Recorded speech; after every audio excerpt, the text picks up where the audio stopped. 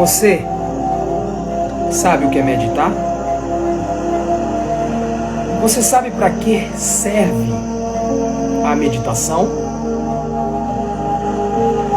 Você sabe quais são os benefícios da meditação na sua vida? Você sabe qual é o real motivo da meditação para um momento como esse que estamos vivendo? A nossa convidada de hoje vai nos explicar e vai responder todas essas perguntas. Ela, que é uma neurocientista, que desenvolve no Brasil, apesar de morar fora, desenvolve no Brasil o Medita BR, um movimento que tem como missão ensinar a prática da meditação para as pessoas. Mas quais são os efeitos práticos no nosso sistema nervoso da meditação? O que a ciência mostra? O que a ciência traz de informação, de contribuição para a meditação? E qual é a ligação entre a meditação e a yoga? Nós vamos convidar então a gigante Ana Paula Mendes Silva, que é doutora em neurociência, está fazendo pós-doutorado em Toronto, no Canadá. E eu vou ter a honra de convidá-la a estar comigo hoje na live Gigantes. Para quem me acompanha, sabe, acontece todas as quartas-feiras, 19h29, onde eu trago aqui alguém que tem como missão contribuir com a evolução das pessoas. Por essa live já passaram gigantes, como Marcos Rossi, Edu Volpato, e hoje é a vez dela. Ana Paula Mendes Silva. Olá, Ana Paula. Ei, Marcos, tudo bem? Tudo ótimo, e você? Nossa, depois dessa apresentação, eu acho que eu tô até mais tranquila, mais zen, com essa musiquinha aí de fundo. A gente sempre prepara algo, né, para receber vocês. Eu acho Que necessário ter fantástico! essa recepção com vocês, né? Eu tenho muito respeito pelas pessoas que passam pela live dos gigantes, porque normalmente são pessoas que contribuem com a evolução de outras pessoas. Tem na sua definição como missão contribuir com a evolução de outras pessoas. Como eu disse, já passaram vários gigantes por aqui. E eu fiquei muito feliz a forma com que nós nos conectamos, porque eu particularmente não acredito que as coisas aconteçam por acaso, né? Também. E num momento como esse, que nós estamos vibrando definitivamente numa frequência necessária de calma, de paz, você me vem então com esse movimento chamado Medita BR. Eu queria que você se apresentasse para quem já chegou aqui na live e aproveitasse e falasse o que significa esse movimento Medita BR. Primeiro eu queria te agradecer pelo convite, queria agradecer a minha mãe que está até aqui com a gente já na live, que tem feito essas pontes, sabe, para mim, porque nessa correria da vida da ciência, né, eu não parei nessa quarentena. Então ela tem me ajudado muito a me conectar com pessoas como você, né, que querem contribuir realmente com a sociedade de alguma forma. E o Medita BR e o Liga Yoga Brasil surgiram nesse intuito de trazer um pouco para a sociedade os benefícios dessas práticas que a gente chama de alternativas, né? O yoga e a meditação, mas que a gente sabe que tem efeitos comprovados pela ciência na redução da ansiedade, na redução de quadros inflamatórios, de doenças psicossomáticas. Então eu vim trazer um pouquinho dessas informações também para vocês. Mas o meu contato mesmo com a meditação e com o yoga foi através da minha dor, foi quando eu tive depressão. E engraçado que eu estudava a depressão, né, na ciência, estudava os fatores genéticos da depressão. Sim. E aí eu me deparei com a doença, e aí se você quiser eu posso falar um pouquinho mais sobre isso aqui também hoje. Eu quero, eu acho importante, até para as pessoas perceberem que o fato de você ter conhecimento científico não te imunizou de vivenciar a patologia, né? Exato. Às vezes a gente olha um profissional da área, um estudioso, um neurocientista, um psicoterapeuta, enfim, e acha que eles estão autoimunes a vivenciar essas mazelas aí que os problemas psicossomáticos trazem. E você, com a sua história, mostra o contrário. Você já estudava isso? Já estava em que nível de estudo quando você viveu a patologia da depressão? Eu estava fazendo meu doutorado ainda aí no Brasil, eu já devia estar do segundo para o terceiro ano do meu doutorado, são em torno de 4 anos, né? Sim. Hoje eu faço meu pós-doutorado aqui fora, aqui em Toronto, no Canadá.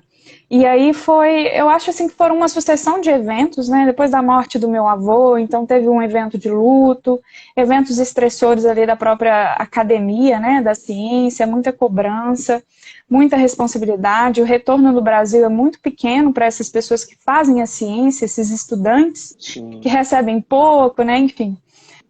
Isso eu acho que é um outro assunto, um outro tópico, né? Mas eu acho que foram vários efeitos ali, a gente chama de ruídos, né, estressores, várias situações que de forma crônica desencadearam esse quadro, que a gente fala que pode ser um quadro depressivo ou de ansiedade. E aí, na verdade, eu acho que estudar a doença me ajudou a reconhecer os sintomas, Marcos. Perfeito. Não me tornou imune, mas me deu a capacidade de reconhecer que eu estava vivenciando aqueles sintomas que me classificariam ali no quadro de depressão e que eu estava por aquelas alterações por mais de 2 semanas, né? Que é como o manual de diagnóstico de depressão, ele classifica esses sintomas quando eles perduram aí por pelo menos 2 semanas. 2 semanas. Então me trouxe a capacidade de reconhecer. E você acha que te ajudou também a dar umas respostas mais rápidas à patologia, a reverter o quadro, a não aprofundar, né? Que o grande problema é a mudança de fase dela, da depressão, e você vai aprofundando e vai agravando o quadro. O fato de você ter esse conhecimento te ajudou a não aprofundar nessa depressão? Essa pergunta é excelente. Eu tenho várias, não respostas certas, mas vários levantamentos que eu poderia trazer para você aqui. Então, o primeiro seria o reconhecimento dos sintomas. Sim. O segundo, como eu sou geneticista, então a gente sabe que a maior parte das doenças, elas não são determinadas apenas pelos genes, mas sim pelo ambiente. E aí o ambiente a gente classifica como estilo de vida, né, alimentação, exercícios físicos, aquilo que eu cultivo na minha mente, nos meus hábitos.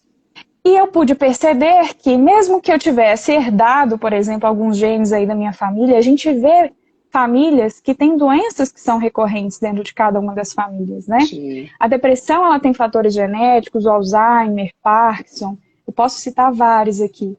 Mas o que mais influencia no desenvolvimento de uma patologia, principalmente transtornos mentais, é o estilo de vida, é o ambiente.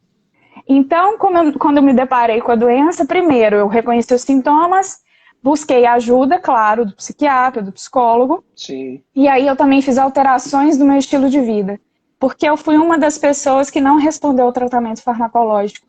E em torno de 60% das pessoas não responde ao tratamento farmacológico. E o que fazer com essas pessoas, então? Como trazer um bem-estar para essas pessoas? Como reverter esse quadro? Você fala não aí responde, que o estilo de vida entra. Isso biologicamente falando? Biologicamente, não responde ao medicamento. Quantos por cento você falou? 60%. Nossa, é muito alto o índice. É muito alto o índice. Muito alto. Supera até o índice de placebo, né? Isso é uma preocupação enorme. Sim, e se você for pegar os remédios que a gente tem hoje, eles foram desenvolvidos na década de 60. Os benzodiazepínicos também, que são para outros tipos de tratamento, eles foram desenvolvidos na década de 60. Só para você ver assim que a gente está até hoje tentando desenvolver remédios que possam atuar de forma mais eficaz, e a gente realmente está nessa luta. Eu estou nessa luta de desenvolvimento, né, de remédio, de fármaco, de biomarcador. Sim. E um número é muito alto, Marcos, é muito alto. Eu me assustei agora. Que não respondem. Me assustei de verdade, até porque assim, no momento em que nós estamos vendo uma explosão de farmácias abrindo a cada esquina, isso é um termômetro, claro, do quanto que as pessoas estão buscando essas saídas. E com esse percentual, diga. Perdão, eu te interrompi. Imagina. Isso quando a gente fala da medicina tradicional, né? E aí por isso que também é importante a gente buscar outras práticas que a gente chama de complementares ou alternativas, Sim. mas para juntar isso tudo e realmente ter um tratamento mais eficaz. Perfeito. E aí você encontrou, então, na meditação, a possibilidade de mudar esse estilo de vida, diminuir esses estressores, né? Exato. Foi primeiro no yoga, viu? Ah, E o yoga, as pessoas não sabem, mas o yoga é uma prática de meditação, né? A gente tem as posturas, que são práticas de meditação ativa, mas dentro do yoga a gente tem princípios éticos, morais, práticas respiratórias, que são importantíssimas no controle da ansiedade, sim. e a gente também tem as práticas de meditação. E aí foi lá que eu tive o meu primeiro contato. Lá na yoga. Você, por acaso, já se encontrou nesse caminho aí da meditação, nesse caminho da yoga? Você já se encontrou com o renascimento, Não. mais conhecido lá fora como Rebirth, que é uma técnica de respiração consciente que conecta de uma forma técnica falando, né, conecta você com o sistema límbico e te traz a possibilidade da ressignificação de memórias, chegando até a possibilidade de memórias intrauterinas, com consciência, e tudo, a porta de acesso é a respiração. Por isso me chamou a atenção quando você falou que a tua entrada foi através do yoga, porque o renascimento integrativo para alguns hoje, alguns praticantes, é considerado como o novo yoga, né? Até por A esses gente tem aspectos. diferentes... Pois não. Sim. A gente tem diferentes linhas de yoga, né? São mais de 20 linhas de yoga. E cada uma delas trabalha pontos mais específicos. Então, o Hatha Yoga, ele trabalha uma prática completa, mas focada mais nas posturas. A gente tem o Kundalini Yoga, tem várias linhagens. Sim. Mas são técnicas diferentes que levam ao mesmo ponto, Mesmo né? ponto. É como se existissem vários caminhos que levassem ao mesmo ponto. E essa que você falou do Rebirth, eu não faço a técnica como eles ensinam. Eu faço esse acesso através da meditação, de uma outra forma. Então é como a gente está falando aqui, são esses vários caminhos que vão te levando aos mesmos acessos, né? Perfeito. E quais são os benefícios da meditação que você consegue trazer para a vida de quem pratica? Porque você está defendendo um programa de meditação no país gigantesco, de diferenças climáticas, culturais, continentais, vamos dizer assim. Qual seria esse objetivo do Medita BR em cima disso? A prática de meditação, ela te traz, primeiramente, a interpretação da realidade como ela é, né? Muitas vezes a gente carrega nas nossas vidas uma narrativa construída a partir das experiências que a gente teve ao longo da nossa história. Então, o nosso cérebro, ele vai arquivando essas experiências, e aí quando acontece algo no momento presente, ele carrega aquela narrativa do passado e traz essa crença limitante também para o futuro, né? A meditação, ela te dá a possibilidade de enxergar a realidade como um observador, ou seja, você tem uma dissociação ali, tanto da emoção de forma visceral, né, daquele pensamento que é um pensamento automático, então você sai desse automatismo e ao invés de você reagir, você é capaz de agir de forma consciente, né? Então eu falo que a meditação, primeiro, é o reconhecimento da realidade como ela é, segundo, você vai tornar-se mais consciente e terceiro, você vai ter um equilíbrio emocional, uma inteligência emocional para lidar com todas as questões da sua vida. Né? É como se a gente tivesse um carro aqui poderosíssimo e a gente muitas vezes não soubesse usar o freio e o acelerador, que é o nosso sistema nervoso autônomo e simpático e parasimpático. Né? O simpático é como se fosse o acelerador. Então, se eu acelero o meu carro, ele vai chegar um momento que ele vai perder o controle. E se eu frear ele também bruscamente, eu também vou perder o controle desse carro. Então, é como se a gente fizesse um processamento fino do funcionamento nervoso, né, central e periférico das reações, falando de forma mais resumida. Assim. Você falou em movimentos de meditação ativa aí. quando citou Uhum. o Kundalini, né? O Quando yoga. citou o yoga de algumas variações. Qual que é a diferença da meditação ativa para a meditação passiva? Tem muita gente que tem uma crença de que para meditar ele tem que estar paradinho, quieto, calmo, num ambiente tranquilo. Onde é que entra a meditação ativa aí, nesses ambientes? A meditação ativa, ela pode ser através dos movimentos, e aí você regula a respiração de acordo com o movimento que você faz. Um dos exemplos é uma prática de yoga, postura, né, asanas. Outro exemplo, um tai chi chuan, uma luta marcial, uma corrida. Pode ser uma meditação ativa, né? Você está correndo, você está sentindo o seu corpo, o seu pé tocando o chão, a sua respiração, o batimento cardíaco. Então é como se você trouxesse a atenção plena para uma atividade que você está realizando naquele momento. E essa atividade, ela exige um movimento. Mesmo que seja um lavar o prato, escovar o dente, é perceber aquele movimento, aquelas sensações de tato, de olfato, de paladar, e aí você vai trazer isso tudo para o seu cérebro para ele estar presente, ancorado naquela situação, naquela atividade. A meditação passiva, ela já seria o aquietamento do corpo, a abstração dos sentidos externos. Você primeiro vai focar a sua atenção na sua respiração, e depois tem um aprofundamento em si mesmo. E aí a gente pode trazer memórias, a gente pode trazer, às vezes, fazer uma prática de meditação de planejamento das atividades do dia, mas aí isso tudo é de forma mental. É um pouco diferente, assim, não sei se eu consegui ser clara. Claro, claro. Agora, se você pudesse mensurar aí, em termos de resultado, o que a Ana acha a que mais traz benefício? A meditação passiva ou a meditação ativa? Eu falaria que ambas trazem, né? Vai depender da situação, vai depender do momento. Eu já tive crises de pânico. Então, nos meus momentos de crises de pânico, eu não conseguiria sentar para meditar de forma passiva. A prática que eu uso quando eu estou percebendo que eu estou iniciando aquele episódio de ansiedade é voltar primeiramente a minha atenção para a minha respiração, mas muitas vezes eu não consigo, porque aqui dentro é aquela sensação de, sabe, de que está faltando ar, né? O corpo fica estranho. Não sei se as pessoas que estão aqui assistindo a gente, se alguém já teve algum episódio de pânico, de ansiedade, mas aí eu tenho que voltar a minha percepção para fora.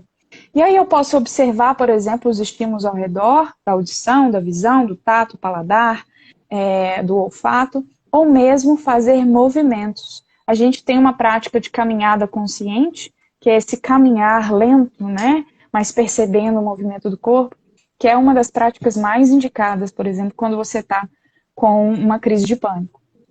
Então vai depender muito, viu, Marcos? Tem momentos que eu quero só fazer meditação passiva em completo silêncio. E tem momentos que eu preciso desse movimento até para gerar aí, ou gastar mesmo uma energia que o meu corpo está acumulando. Então eu falo que todas as práticas de meditação têm benefícios. Vai depender do que você está precisando naquele momento. E por isso que é importante praticar, porque aí Ah, você vai descobrir o que você pode usar. legal. E o que me chamou a atenção é que, de novo, você trouxe uma questão sua, né? Um problema vivenciado, patologicamente falando até, para encontrar uma chave utilizando a meditação. Picos de ansiedade, Exato. síndrome do pânico, aliado à meditação ativa para poder resolver. Eu achei duas coisas importantes aí para quem está nos assistindo ter como balizador, né, do que escolher. Ah, eu quero tratar especificamente tal coisa, então vou utilizar aí a meditação ativa ou a passiva. Dentro da programação neurolinguística, Ana, existe uma Uhum. hierarquização da utilização psíquica, né? Nós chamamos de níveis neurológicos de atuação. Esses níveis neurológicos, dentro da hierarquia, o síndrome do pânico, até mesmo algum grau de depressão, está no nível mais abaixo, que é do ambiente.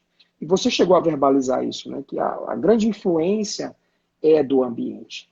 E quanto mais abaixo o nível neurológico, mais fácil, entre aspas, né? mais a neurociência, a programação neurolinguística consegue atuar efetivamente com ressignificação de estilo de vida, de história, né? mudança de significado dado, algum fato que disparou essa sensação. Como é que você vê isso, como neurocientista, essa pressuposição da programação neurolinguística? Uhum. É muito interessante essa sua pergunta, porque a meditação, essa prática milenar, né, de mais de 5.000 anos, ela trata isso de forma diferente da PNL, mas que todas levam ao mesmo caminho, é a mesma coisa. É. Né? A PNL, a neurociência e a meditação, elas falam que o nosso cérebro reconhece a realidade e constrói a realidade a partir dos nossos sentidos. Então a gente observa o nosso mundo desde quando a gente está lá na barriguinha da nossa mãe, né? Lá quando o nosso sistema nervoso central está começando a ser formado, existem vários estímulos externos ali, que vão estimulando de alguma forma a formação desses neurônios, as conexões, a formação das redes neurais, dos mapas mentais. E isso acontece ao longo da nossa vida, ininterruptamente. Então a gente vai ter um processo de construção de redes mentais, mas a gente também vai ter um processo de degradação e rearranjo. E a gente tem formação de novas células, degradação de células, isso é um processo que vai até o dia que a gente morrer. Sim. A PNL, para fazer o processo de ressignificação, ela utiliza de uma técnica que eu acho muito bacana, que é aquela técnica do exagero e do movimento, né? Então, o nosso cérebro, ele se apega a informações, quando elas estão, por exemplo, informações, coisas visuais que são muito coloridas, ou grandes ou pequenas. Quando você exagera aquela informação de alguma forma, o seu cérebro consegue se apegar mais àquela informação e tentar fazer um processo de ressignificação. Isso. Ou mesmo se você faz um movimento com aquela história, né? Você se coloca como um observador e cria ali uma nova história realizando o movimento, o seu cérebro é como se ele fizesse uma nova impressão e colocasse em cima daquela antiga. Isso. A meditação, ela já trabalha de uma outra forma. Ela pega a realidade, aquela memória, aquele arquivo, ela abre aquele arquivo, você se coloca como um observador também. Mas nesse momento que você se distancia daquele momento vivenciado, você já tem aqui diminuição do impacto emocional, você já consegue perceber a realidade de uma forma mais ampla e você consegue ressignificar a realidade como ela é. Ela não é boa e nem ruim, ela é o que é. E o que eu posso tirar dela, né?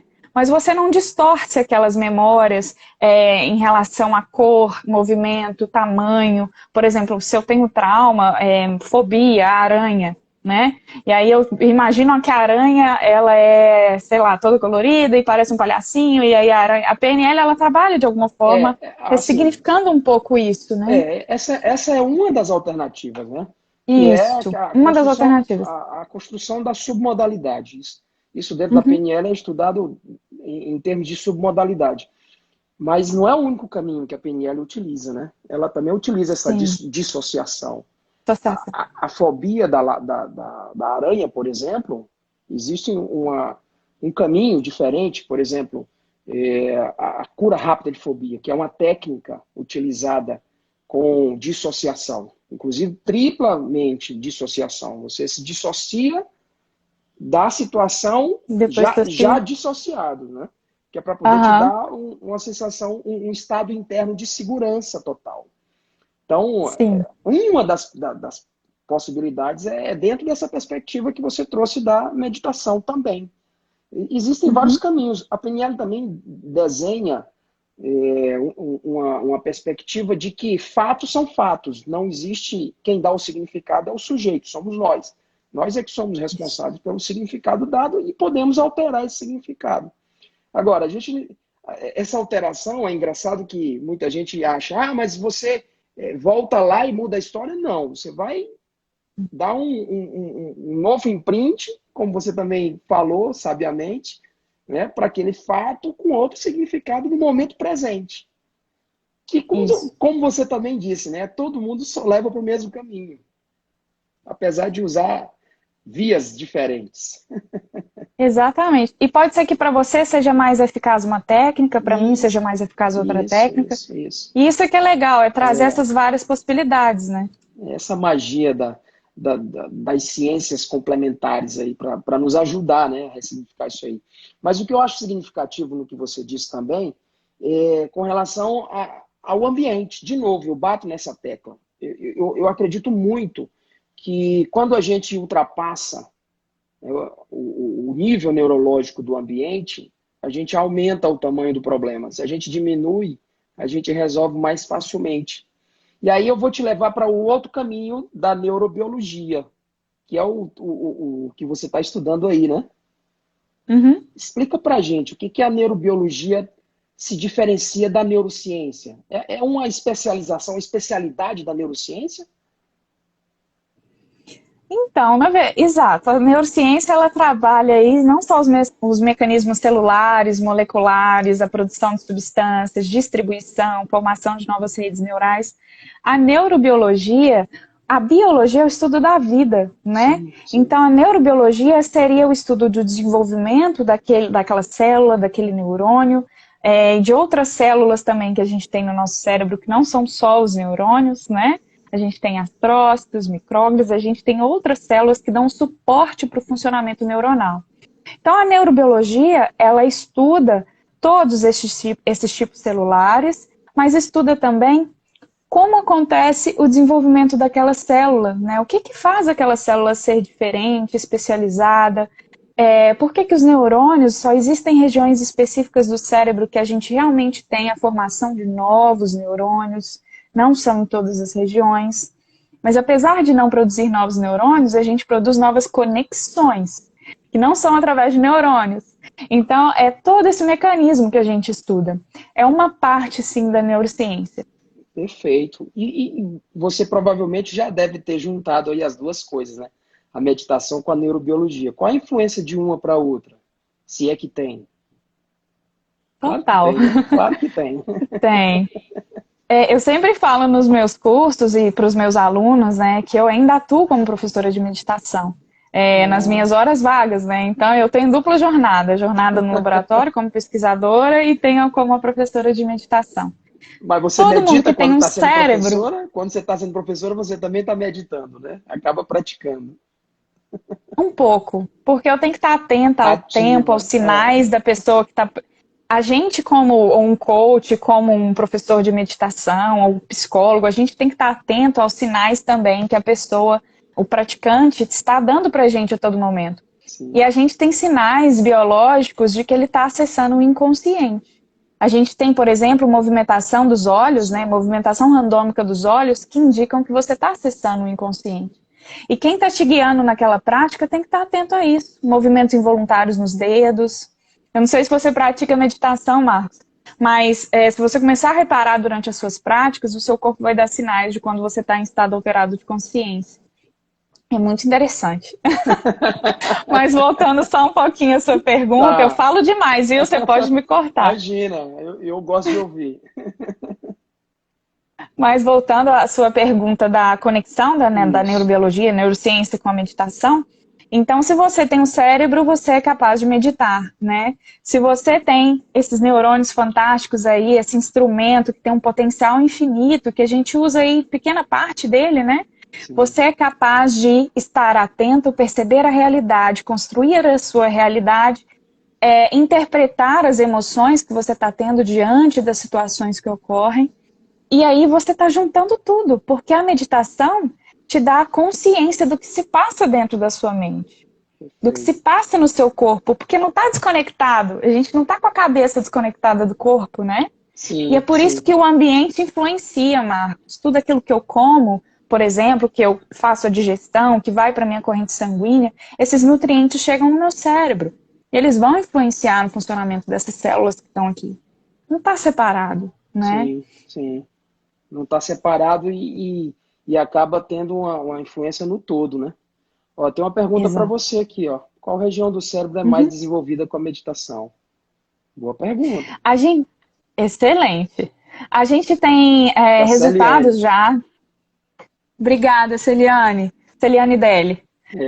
A gente tem já resultados comprovados pela ciência que a gente tem o desenvolvimento de regiões hipocampais. E também não só desenvolvimento, mas a gente tem uma reorganização. Essa região hipocampal, ela está associada ao armazenamento de memórias com alto impacto emocional. Então, por exemplo, são regiões que são hiperativadas em situações de estresse, de medo, de angústia, de ansiedade.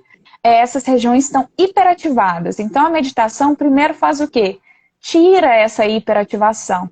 Então, você passa a ativar menos essas regiões, e aí você diminui o nível de ansiedade, estresse do seu corpo, né? Porque você não vai estar o tempo todo produzindo adrenalina mais. Então, você já tem uma redução desses sintomas. E, além disso, a gente tem também o que eles falam que é um aumento de volume dessa área desse córtex, que é como se fosse capaz de distribuir melhor esses estímulos, e quando eu distribuo melhor esses estímulos, eu também tiro essa hiperativação, é como se eu reduzisse essa hiperativação. Então, a gente tem realmente estudos que comprovam, né, a atuação da meditação nessa área do nosso córtex. Ou seja, altera completamente a consciência, né? Se Não é a diminui consciência, é o processamento. o processamento, mas o processamento do neocórtex. O córtex está intimamente ligado com a questão da consciência. Se eu tenho um estado de modificação da atividade do neocórtex, eu tenho a diminuição da consciência. Ou não? Não. Porque é o seguinte, a região hipocampal, ela está no que a gente fala ali, que é a nossa região reptiliana do cérebro, que está associada à resposta automática. Sim, sim. Isso.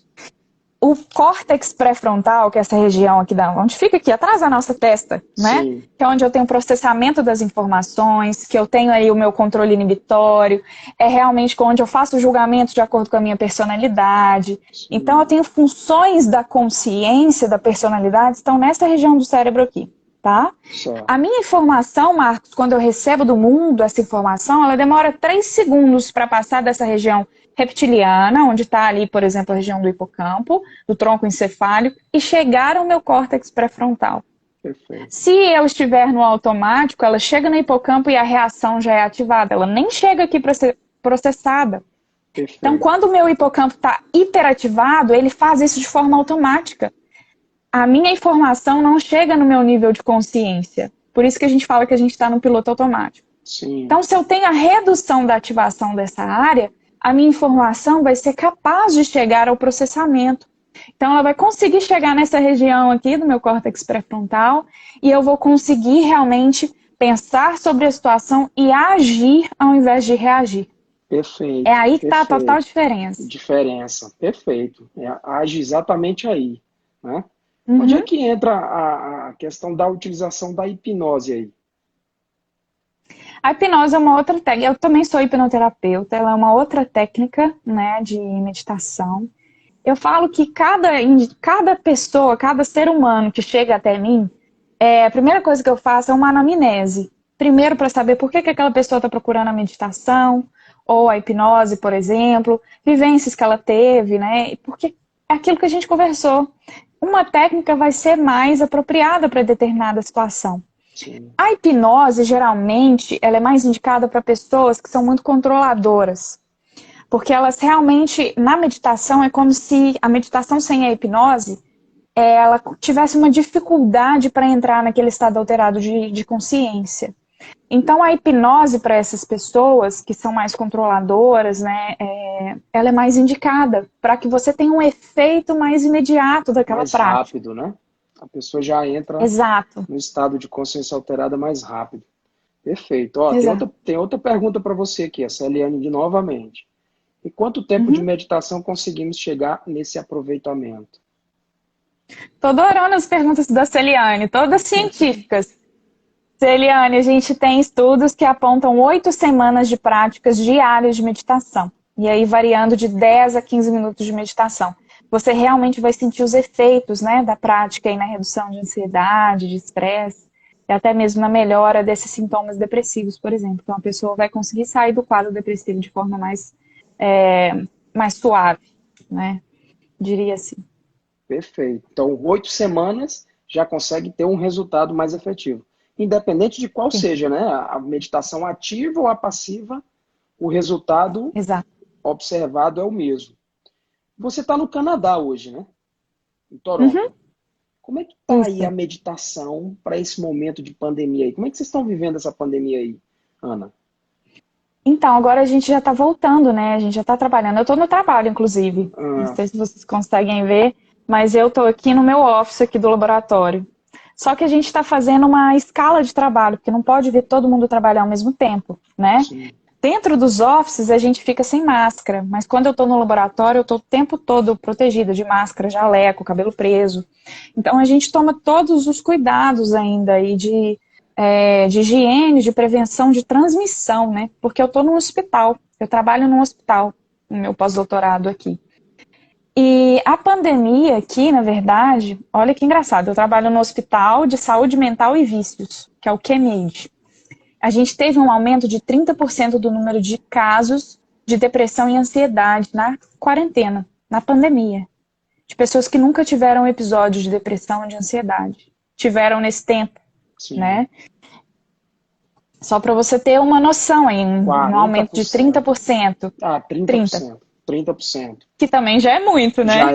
Já é muito. Inclusive, tem algumas pesquisas também mostrando que grande parte das pessoas que têm não dizem que tem, né? Com alguns receios. Por vergonha, né? Muitas vezes. Medo de ser... E posso puxar... diga. Desculpa. Imagina. Posso puxar a orelha dos homens que estão aqui com a gente, de você também? Pode. Os homens são os que menos procuram ajuda. São os que menos chegam até o tratamento de fato, assim, quando ele ainda é manejável, sabe? Sim. Os homens esperam muito para procurar o auxílio. Então, só puxando a orelha aí dos homens. Alguns homens que tem aqui. Inclusive, tem um que perguntou aqui, após um dia de trabalho, qual o melhor horário para fazer e praticar meditação? Tem essa questão de horário, Ana? É o melhor horário para você, da sua agenda. Porque não adianta eu virar para você e falar, olha, tem que ser às 6 horas da manhã ou 6 horas da tarde. Eu não sei como que é a distribuição do seu dia, o seu trabalho, aquele momento que você tem que é só para você, né? O que eu faço que me ajuda, eu faço 2 meditações diárias. Uma quando eu acordo, de planejamento do meu dia, antes de sair de casa. E uma outra quando eu vou dormir, que é quando eu faço uma limpeza mental mesmo. Antes de dormir. Eu faço sentada para não dormir, né? Eu faço sentada e depois eu me deito. Quanto tempo? Eu já medito por mais tempo. A de manhã é mais curtinha porque eu tenho o horário para chegar aqui, então faço de 10 minutos. Mas a de antes de dormir eu faço de meia hora. Mas eu já tenho anos de prática, né? Sim. Você pode começar aí com 1 minuto, 2 minutos, o tempo que você tiver, se dedicando mesmo aí. Eu tenho uma prática no meu canal do YouTube, no Medita Brasil, que é uma respiração de 3 minutos. Todo mundo tem 3 minutos num dia. Fala que não tem. Todo mundo tem. Agora, então... Não é? Todo mundo tem 3 minutos. Então, assim, você pode começar... Dá para você ensinar aqui para quem está acompanhando a live? Dá sim. Depois o pessoal vai lá no teu canal no YouTube para reforçar mais ainda, vai. Vamos claro. Ensinar. Então vamos com a galera, tá todo mundo aí? Vamos. Acompanhando a gente? Então vou pedir para vocês sentarem de forma confortável aí na cadeira que vocês estiverem ou no sofá. Se estiver deitadinho na cama aí, senta, encosta aí na cabeceira da cama. A gente vai fazer uma prática hoje mais consciente.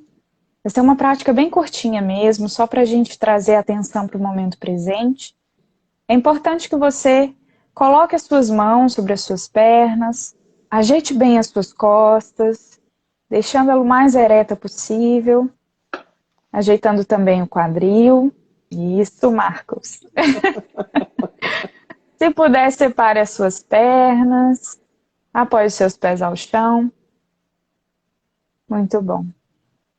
Nesse primeiro momento, a gente pode trazer a nossa atenção aos ruídos que estão em torno de nós. Observando, então, os sons nesse ambiente no qual nos encontramos. Observando também os sons da nossa respiração. E apenas permitindo o ar entrar e sair de forma fluida pelos nossos pulmões.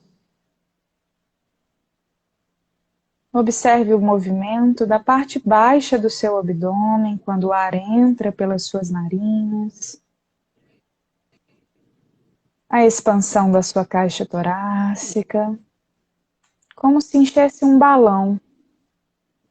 E na expiração, você solta ainda mais os ombros, braços, costas. Esvazia-se por completo. Muito bom. Inspira mais uma vez, observando o movimento do abdômen com a entrada do ar, o afastamento das costelas, chegando com o ar lá em cima na região subclavicular. Expira, relaxa ainda mais os ombros, os braços, as mãos. Muito bom. Se for da sua vontade agora, vá levando o seu olhar para a ponta do seu nariz ou mesmo fechando as suas pálpebras, apenas para que você possa trazer a sua atenção um pouco mais para a sua respiração e para o seu próprio corpo. Vá observando de forma gentil o movimento que o ar faz ao entrar pelas suas narinas, levando a sua atenção para a parte baixa do seu abdômen, a expansão da sua caixa torácica. E na expiração, solte por completo o seu corpo, soltando também todo o ar de forma consciente. Muito bom. E mesmo que outros pensamentos cheguem até você nesse momento, apenas os observe como se fossem passarinhos. Eles chegam, você os vê e deixa eles irem voando, sem se apegar. E de forma gentil, você traz mais uma vez a sua atenção para a sua respiração. Inspirando mais uma vez. Observe agora como a parte baixa do seu abdômen se movimenta e se expande, como se todo o seu corpo ampliasse de tamanho 2 vezes mais. Na expiração, você relaxa ainda mais toda a musculatura do seu corpo, desde os seus pés até o topo da sua cabeça. Inspirando mais uma vez, observe a expansão de todo o seu corpo, como se ele ampliasse de tamanho à medida em que o ar entra nos seus pulmões. Na expiração, desapegue-se de toda a tensão muscular, de toda a dor física, todo o desconforto emocional. Muito bom. Mais uma vez, inspire, levando a sua atenção para o movimento do seu corpo. Observando o ar que entra pelas suas narinas. E na expiração, solte ainda mais o seu corpo, esvaziando-se por completo. Muito bom. Perceba nesse momento como a sua mente está agora, depois dessa simples prática de respiração. Perceba como ela estava antes da prática. Perceba o alívio imediato das suas ondas mentais, a frequência de pensamentos. Pode ser que ainda existam inúmeros pensamentos pairando por aí. Mas à medida em que você vai praticando, você também vai limpando os seus arquivos, deixando a sua mente mais clara e lúcida. Muito bom. Inspirando e expirando. Vá de forma gentil, reativando os dedos das suas mãos, fazendo movimentos pequenos, lentos. Ative também os dedos dos seus pés. Vá ampliando os movimentos agora para as mãos e pés, braços e pernas. Passe a língua nos lábios. Movimente também os músculos da face.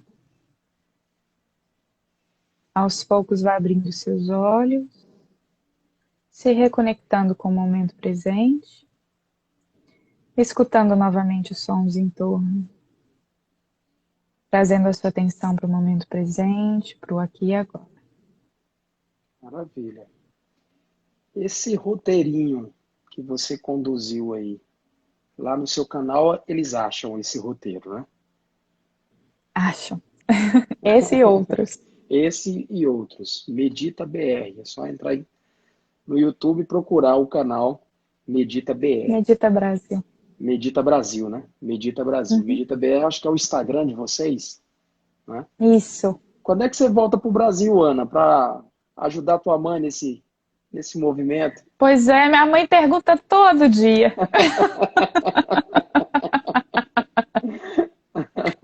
Ai, mas eu não tenho essa resposta. O meu contrato é até pelo menos final de 2022. Mas há a Eita. possibilidade de eu ir crescendo na carreira aqui, chegar a professora, né, da universidade.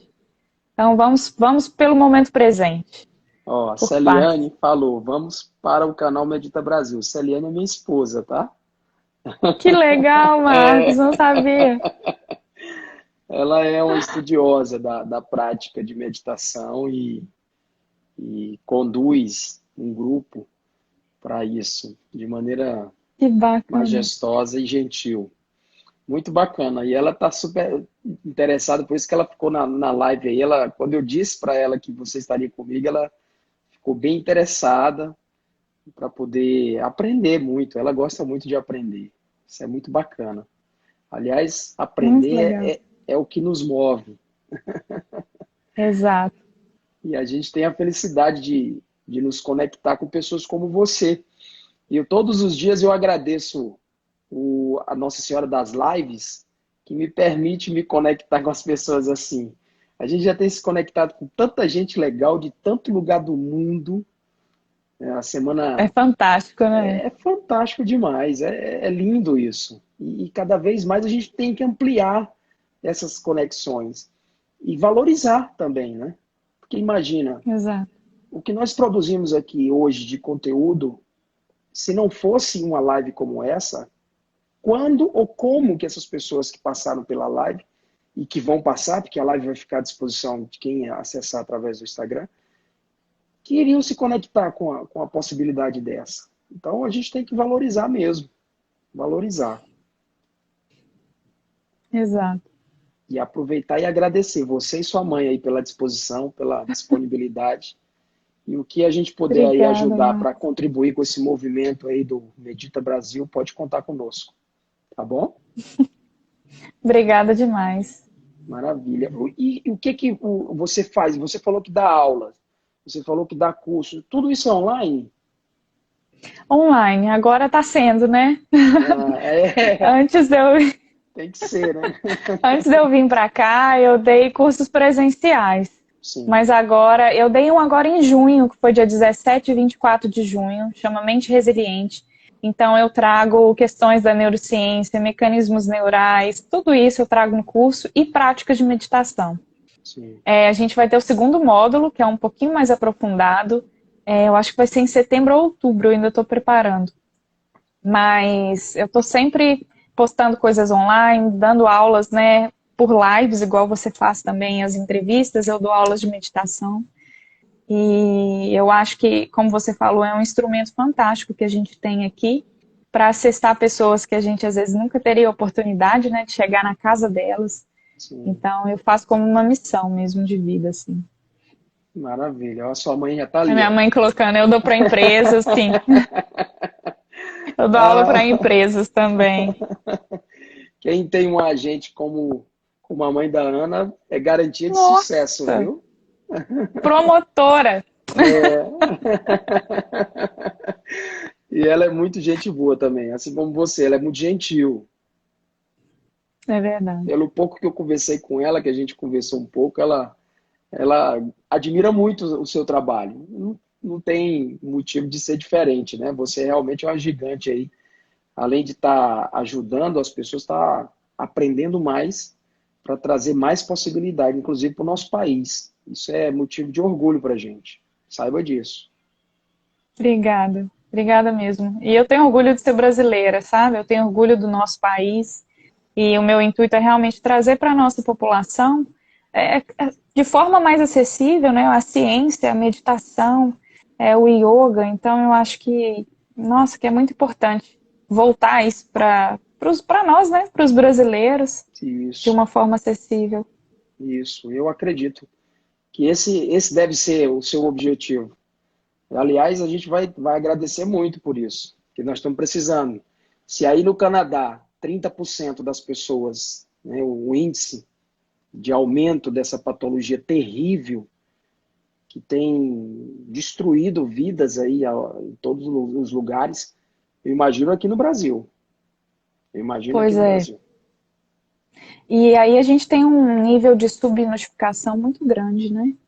Sim, Então, com certeza, a gente vai ter efeitos aí na saúde mental durante e após a pandemia que vão ser realmente, não vou falar catastróficos, mas serão efeitos que vão dar uma mexida aí, né, na forma de tratar a saúde mental. e vão perdurar, né? Vai ser muito endêmico isso aí. Exato. Vamos precisar de muita gente para tratar dessas pessoas. Por isso eu vou fazer coro com sua mãe. Volta, Ana, pro Brasil. Ai, gente, Vamos se fazer Deus coro quiser, aí. vamos ver. Mas passa muito rápido, né? 2022 está perto. Aliás, a É nossa verdade. vontade é que 2021 já chegue logo. Ana, como é que tá esse movimento de vacina aí pelo Canadá?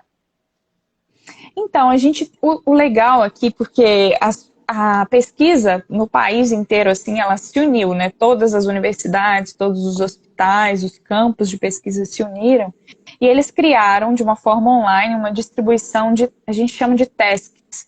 Eu esqueci a palavra. Como se fizesse uma rede geral de e-mails, e aí, ó, precisamos disso, disso, disso, disso, disso, disso, disso. Alguém trabalha com isso de alguma forma para que aquilo acelerasse o processo, né, de descoberta de uma Sim, vacina. Então, a gente tem a Universidade de McGill que está desenvolvendo uma vacina, mas de fato a gente não tem nada ainda que realmente seja comprovado que é eficaz, né? E a gente tem variações de um mesmo vírus, né? O isso. coronavírus ele tem variações, italiana, aí no Brasil uma outra variação, nos Estados Unidos é uma outra. A gente teve mutações nesse vírus, o que dificulta também a fabricação de vacinas que sejam eficientes, né? Eficazes aí para a população mundial. Eu acho que a gente vai demorar, desde o início até a produção de uma vacina, em torno de 1 ano e meio, conhecendo essa questão da genética, dos estudos, dos Sim, testes. sim. Por isso que o caminho é o isolamento social, né? O caminho da prevenção, porque realmente tratamento a gente ainda não tem. O que a gente tem que focar agora, o que a gente fez aqui, eu acho assim que o primeiro-ministro aqui, o Trudeau, Justin Trudeau, ele foi muito eficiente na tomada de decisão dele, porque antes mesmo dos Estados Unidos fechar a fronteira ou fazer qualquer coisa, né, os números aqui ainda estavam baixos, ele decretou lockdown em tudo. Ele fechou tudo, tudo fechou. Só ficou farmácia, algumas farmácias, supermercados e hospitais. Então a gente ficou em torno de 4 meses em casa. Para você ver, imagina se ele tivesse deixado as fronteiras abertas. Os Estados Unidos está com um número altíssimo de casos, mais de 3 milhões de Altíssimo. casos, né? O Canadá tinha ido para a mesma situação. Sim. Então, o que a gente viu aqui, a gente está um pouco na frente do Brasil, porque agora a gente já passou pela segunda onda, a gente já está com pouco número de casos, já está reabrindo, né? Então, o que foi eficaz aqui? Foi o isolamento social. A gente sabe que a nossa população é uma população de uma condição financeira mais baixa, muita gente tem que sair para trabalhar, a gente sabe que são países completamente diferentes. Mas Diferentes.